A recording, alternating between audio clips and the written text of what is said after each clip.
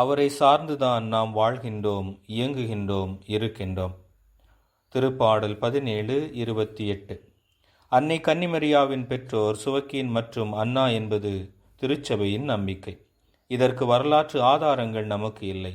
ஆனாலும் திருச்சபை ஏற்றுக்கொள்ளாத நூல்களான அன்னை மரியாவின் பிறப்பு நற்செய்தி, அன்னை கன்னிமரியாவின் பிறப்பு மற்றும் மீட்பரின் குழந்தை பருவம் மற்றும் யாக்கோபின் நற்செய்தி ஆகிய நூல்களில் இவைகளை பற்றிய குறிப்புகள் காண கிடக்கின்றன. யாக்கோபின் நற்செய்தியில் இவர்களது வாழ்வு விவரிக்கப்படுகிறது. நாசரேத்தில் வாழ்ந்த செல்வ செழிப்பான குடும்பம் சுவக்கின் அன்னம்மாவுடைய குடும்பம். செல்வமும் சமூக மதிப்பும் இருந்தாலும் இவர்களுக்கு குழந்தை இல்லை. எனவே சமூகத்தின் இழி பார்வையால் உள்ளம் குத்துண்டவர்களாய் அல்லலுற்றார்கள். ஒரு திருவிழா நாளில் ஆண்டவருக்கு பலி செலுத்த ஆலயத்திற்குள் சுவக்கின் நுழைந்தார். அப்போது திடீரென ஒருவர் காட்சியில் தோன்றினார். அவர் சுவக்கினிடம் குழந்தை இல்லாதவர் இறைவனுக்கு பலி செலுத்த தகுதியில்லை என்று கூறி தடுத்தார். தமது நிலையை நினைத்து அப்படியே குப்புற விழுந்து சுவக்கின் அழுதார்.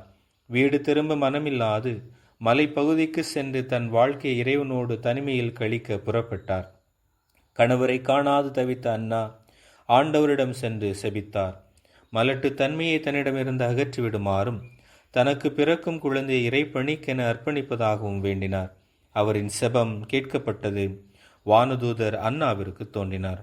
அன்னா, உன்னுடைய கண்ணீரை ஆண்டவர் கண்ணோக்கினார். நீ கருத்தாங்கி குழந்தை ஒன்றை பெற்றெடுப்பாய். உமது வயிற்றின் குழந்தை அனைத்தும் உலகத்திலும் ஆசீர்வதிக்கப்பட்டதாயிருக்கும் என்றார். அதே வாக்குறுதியை சுவக்கீனை சந்தித்தும் வானதூதர் கொடுத்தார். அதன்படி இப்பெற்றோருக்கு குழந்தை பிறந்தது. அதற்கு மரியா என பெயரிட்டார்கள். தாத்தா பாட்டிகள் அனைவருக்கும் பாதுகாவலர்களாக சுவக்கீன் அன்னா தம்பதியினர் இருக்கிறார்கள். மேலும் குழந்தை பெற்றெடுக்கும் நேரத்தில் துடிப்பொருளின் பாதுகாவலியாகவும் அன்னா திகழ்கிறார். சுவக்கீன் அன்னா இருவரும் அன்னை மரியாவை இறைவனின் தாயாகும் தகுதியுள்ளவர்களாக வளர்த்தார்கள். இறைவனின் அழைப்பு அன்னை மரியாவுக்கு வரும்போது அதை நம்பிக்கையுடன் ஏற்கும் பக்குவத்தை ஊட்டி வளர்த்தார்கள்.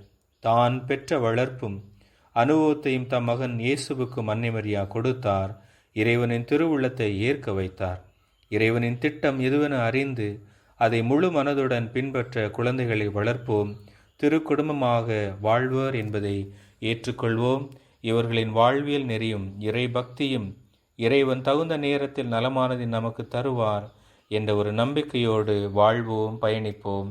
இறைவன் என்றும் நம்மோடு. ஆமேன்.